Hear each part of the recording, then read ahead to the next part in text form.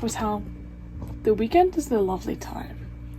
And not because of how always people are talking about it and thinking about it in their heads, because a lot of the times people around the world say, I'm waiting for the weekend. And that's true.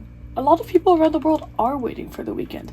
And I'm not even going to be lying, because sometimes I'm saying in my head and out loud to other people and also myself, I'm waiting for the weekend.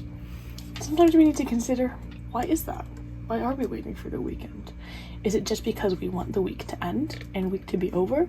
Or is it because of the work that happens in the weekdays and the work days and work week hour days? And we say, man, I am so tired and I really want this to be over. And I'm so excited, ready for this to end. Week end.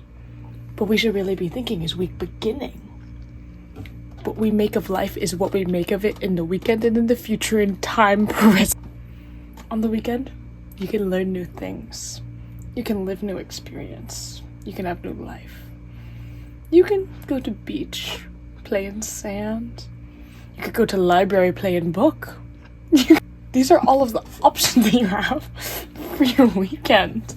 And everything you do, no matter what you decide to choose to do for your weekend, after your whole week has ended, and your work is done and in the past, and the weekend, to seize all of your moments for 2 days at a time, every week.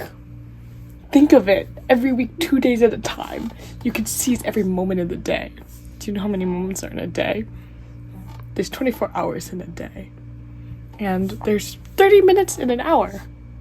And every hour, minute, has probably 5 to 6 moments.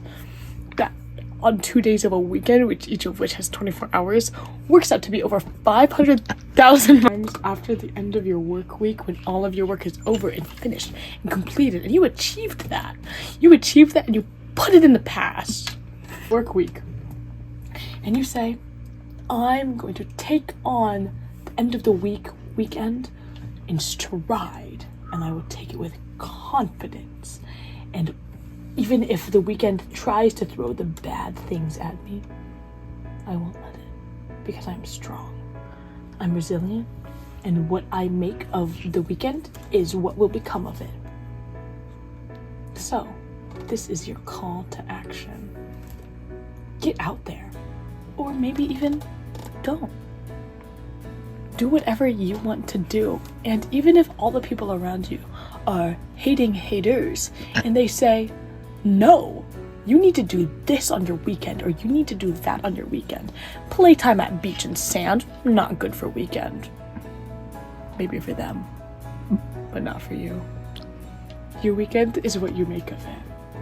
And even when the weekend over on Saturday, Sunday night at the midnight 10 p.m. and you say, oh no, my weekend over and I didn't get to make the most of it. You're wrong. Every second moment that you lived in your weekend and you held it for yourself is any step moment further to the future. And you're cradling in your hands now the seed of the future, and it's gonna grow and bloom into the wonderful tree of life later on, and it'll be your life.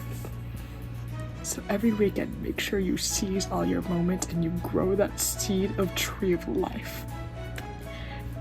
And when you wake up on Monday morning at the start of the weekday, the work weekday, don't even worry.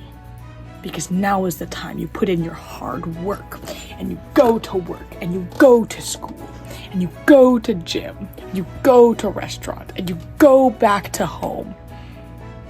And you go in your laundry you do during the work weekday and week work.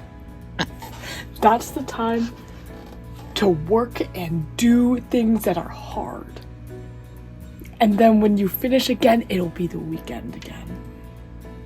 And that's the time for you to learn and grow.